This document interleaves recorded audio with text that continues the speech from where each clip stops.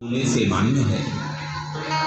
पुण्य भूमि बिहार की पावन धरती, सोन नदी के पावन तट पर बारून नगर में यह अजोग संजोग है बंधु। जब जन्म जन्मांतर के पुण्य उदय होते हैं, हमारे जीवन में कुछ चमत्कार होना होता है, भगवान की कृपा होती है, तब जाकर के हमें सत्संग करने का, सत्कर्म करने का, भगवान का पूजा पाठ यज्ञ करने का सौभाग्य प्राप्त होता है। हमारा तो जीवन अंधकारमय है। मानव जीवन की वास्तविकता क्या है ये जानते ही नहीं। मानव जीवन किस लिए मिला है, मानव जीवन में हमें क्या करना चाहिए, क्या नहीं करना चाहिए, हमारा व्यवहार कैसा होना चाहिए, हमारा विचार कैसा होना चाहिए, हमारा कर्म कैसा होना चाहिए, ये कभी जानने का हम प्रयास ही नहीं करते। 84 लाख योनियां हैं और 84 लाख योनियों में सर्वोपरि मनुष्य की योनि है। और मानव जीवन का वास्तविक स्वरूप हमें सत्संग से ही प्राप्त होता है, महापुरुषों से ही प्राप्त होता है। सत्संग हमारे जीवन में क्रांतिकारी परिवर्तन लाता है बंधु। देवाधिदेव महादेव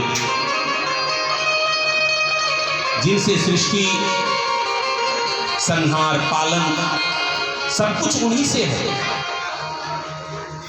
ये हमारे महापुरुषों की विशेषता होती है कि जिस पुराण को लिखते हैं उसी को सर्वश्रेष्ठ बनाते हैं। अगर आप विष्णु पुराण पढ़िए तो भगवान विष्णु से ही पूरा भूमंडल की सृष्टि है, शुरू से अंत। गरुड़ पुराण पढ़िए तो गरुड़ से ही सब सृष्टि है। शिव महापुराण पढ़िए तो शिव जी से, क्योंकि एक होते हुए उनके अंदर अनेक होने का सामर्थ्य है और अनेक हो करके वो एक है। अणवस्त्र छोटे से छोटे में, बड़े से बड़े में वही शक्ति विराजमान है। जीवन में अगर शिव महापुराण की कथा श्रवण करने का अवसर मिले तो अपना सौभाग्य समझे, अपना सद्भाग्य समझे, अपने सत्कर्म समझे। और भगवान की कथा में अगर मन लग रहा है तो ये आपके पुण्यों का प्रभाव है।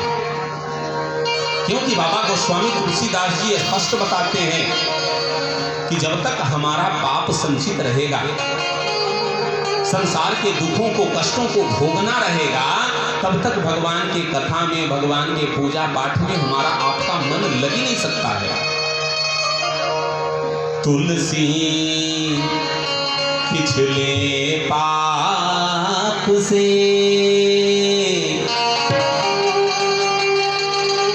हर चर्चा न सुहाए,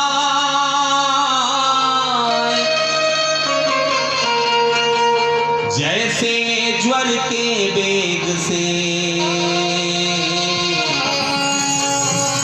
भूख विदा हो जाए। जैसे किसी व्यक्ति को बुखार लगा हो, अगर आप उसके पास 56 प्रकार का व्यंजन लेकर के जाएंगे तो वो डांट करके आपको भगा देगा, उल्टा सीधा भी बोलेगा, क्योंकि भूख मर जाती है, कुछ खाने की इच्छा नहीं होती, भोजन की तरफ देखने की इच्छा नहीं होती। उसी तरह जब तक हमारा आपका पाप संचित है, संसार के कष्टों को, दुखों को भोगना है, उस समय अगर कोई भगवान की बात करे, सत्कर्म की बात करे, पूजा पाठ की बात करे, तो वो भी दुश्मन की तरह दिखाई देता है। तो आइए हम सब श्रीमद् शिव महापुराण में प्रवेश करने से पहले अपने मन को एकाग्रचित करने के लिए आइए सभी लोग भाव से रुद्राष्टकम का पाठ करते हैं। देवाधिदेव महादेव के उस पावन स्वरूप का चिंतन करते हुए सभी लोग उस स्वरूप में, उस ध्यान में हो जाएं और भगवान के उस स्वरूप का चिंतन करें।